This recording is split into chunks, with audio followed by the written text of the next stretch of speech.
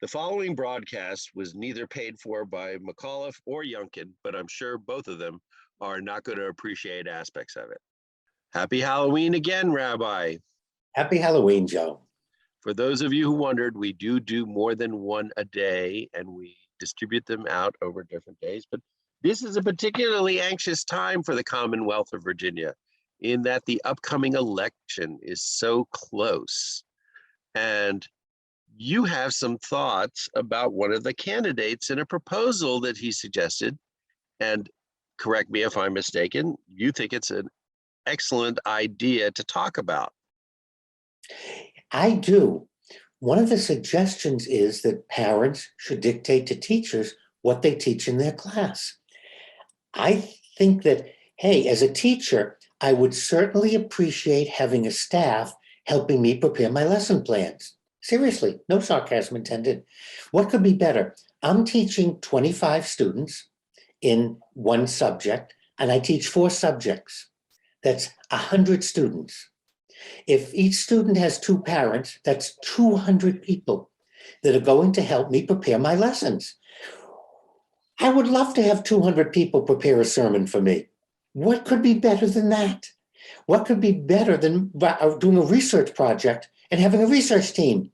And so I welcome parents of the students that I teach to submit and work with me to create lesson plans. I'll be glad. I think it's a brilliant idea. But would you appreciate it if you were ordered or mandated to do the lesson plans that they submitted? Certainly, what I would do is, let's take one class of 25 students. Okay, let's say that's 50 parents, but not everyone is, some are divorced, some are separated. So let's bring it down. I have 40 individuals now. And not all husbands agree with their wives. I feel I must interject that. And that's exactly their decision. I'll be glad to put them in a room, let the 40 of them come up with the lesson plans to give me. Don't hand me 40 different lesson plans. That's impossible. That's just a ridiculous idea and can't be done. But if we're going to form a committee of parents, have the parents form a committee and have them come up and say, this is what we agree with the unit that you're working on the American Revolution, or on the Second World War, or on the Treaty of Paris. Whatever the topic is for my social studies class, they're going to come up with my lesson. And I'll be thrilled to have 40 people come up, agree to, and say, this is it. Here are the resources, here are the books. Saves me a lot of time. It's a research team. Who would ever not want a research team to research what I'm teaching? And so I think it's a great idea. Okay, but what if they're bad researchers? What if they come up with the South won the Civil War, the Holocaust never happened? That's fine. Mussolini got the trains to run on time. That's fine. I want to see their documentation. I want to see what they're using as their resource. And since I'm the teacher, I take my research team's material and I look at it and go, okay, I'm sending this back because I'm not sure what you're using. And this is the history. Here's a copy of Mein Kampf. I want you to read these 10 pages and then tell me that the Holocaust didn't happen. Here's what Eisenhower said. Here's a quote from Eisenhower when he liberated the camps. Here it is. I want you to redo the research. That's fine. That's what you do with any research team. You take a look and I'll just send it back. But I want to point out that I have a lot of lessons for these people to work on. We're not just talking about one lesson. We're talking about a whole year's curriculum. And so my question is, you say it's unrealistic to have 40 different lesson plans submitted, as opposed to having 40 parents get in a room together and all agree on one lesson plan. I've been there, I've done that, and I can tell you that's not exactly realistic either. But it sounds like what you're talking about is just making more bureaucracy and involve that into the teaching system. Wouldn't it be better to just give the teachers free rein to teach what they want within certain guidelines? Oh, definitely not, because we know what happened in the former Soviet Union. They put, not technical, there was a name, every submarine, every ship, every unit in the military, every school, every classroom had a representative of the Communist Party. And they were responsible for not letting anything be taught that was against the teachings of the Soviet Union. And we know what happened to the Soviet Union with such a brilliant plan, putting someone in charge so that you couldn't have an alternate opinion, a different view, or anything else. Didn't have a good outcome. Being that kind of control. So I certainly don't want the school board controlling what I'm teaching. I think I still go back, Joe. I want my research team of parents. Let's see, there are 180 days of school. I have 25 students, 40 parents. I need 180 lesson plans. Now, if the parents don't want to do that, then let's have a discussion about what's another alternative. If you don't want to do that, what's the alternative? Is it up to a school board member to do what the Soviet Union did, have a school board member sit in the class and object to anything, to censor things? Didn't work for the Soviet Union. And China is doing a very good job of controlling everybody and everything. And I'm not for that. And I don't think But parents are for that. you get your lesson plan of 40 people get together, say the earth was created in 7 days and only existed for 5,000 years. And they can show you, looking right there in their research material, the Bible, all the numbers and data that proves all this. Correct. So let's take a look at the validity of the Bible. You know, Socrates once said, a premise based on a false premise is false, no matter how many premises you have.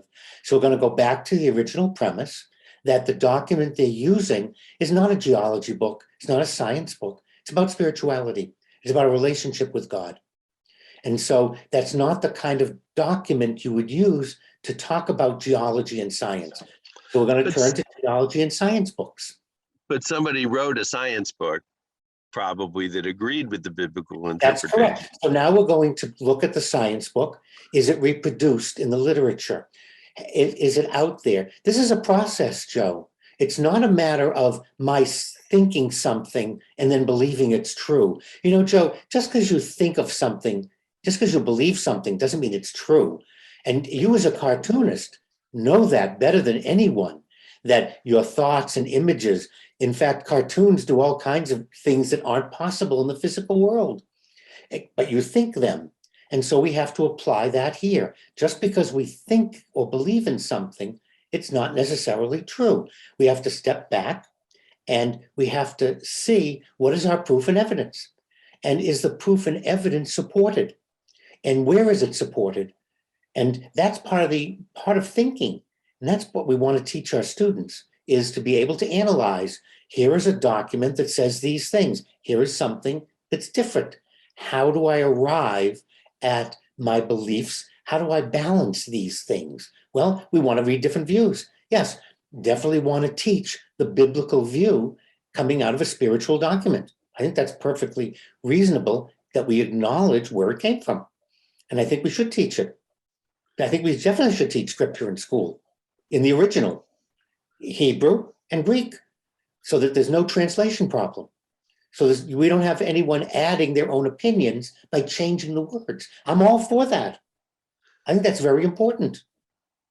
But do you think that that teaching is appropriate in a science class? And I know we're getting way off topic now, but let's steer it back towards the question at hand. So the current system, and feel free to correct me, like you've ever been afraid to before, is that teachers are hired after producing sufficient credential, given a lesson plan, a textbook, a curriculum to follow, a schedule of tests mandated by a former president's administration that students must all reach a certain level of competency in to pass. In Virginia, we call it the SOLs, the standards of learning. And And the teachers are under a lot of pressure to make sure students pass that test, because if they don't, the school district loses funding.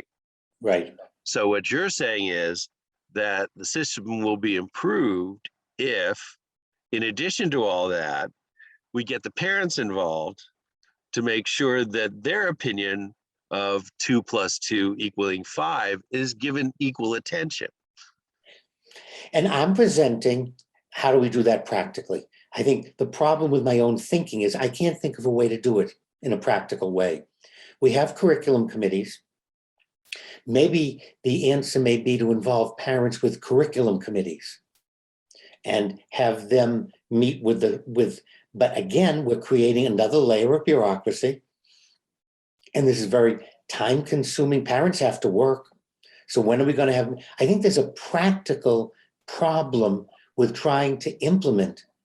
We're not talking about, I'm a parent and I want you to teach this. I don't care how reasonable or unreasonable it is. And another parent says, I'm teaching exactly the opposite. So that's what we're being presented with by our politicians, is one of those all or nothing that can't work, that can't be done, but seems like a good idea. And so if parent input is a good idea, we already do have parents in the curriculum committees. So we want to have parents come forward and put their names in and take a look at the curriculum committee and see how you get on it, how it reaches its decisions. Rather than saying the parents should go in the classroom, which the Soviet Union tried, didn't work well for them, and have them teach. And as you pointed out, if I have 40 parents, I'm going to have 50 different opinions as to what we should teach. That's not going to work in a classroom. So there's a practical side. We're being presented with an idea that sounds good.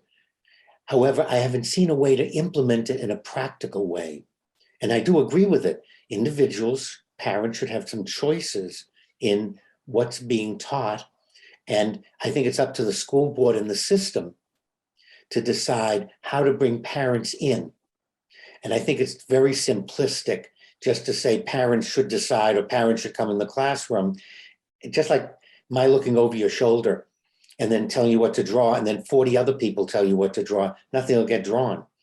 Still, I think the teachers would be not exactly thrilled with the suggestion that in addition to all the other things they do, they have to moderate a PTA meeting of. Oh, no, the teachers would not be involved. This would be up to the school system.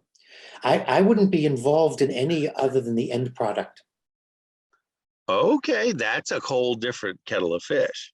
You come up with, I'm the end product of the curriculum. I'm not in on the curriculum planning. I'm not in the books I use. I'm told this is the material. These students have to pass their OWLs. And if we don't, our school system will lose money, as you pointed out. So I'm not involved in that. Maybe one teacher is on a committee, but not me personally. I'm the end product anyway.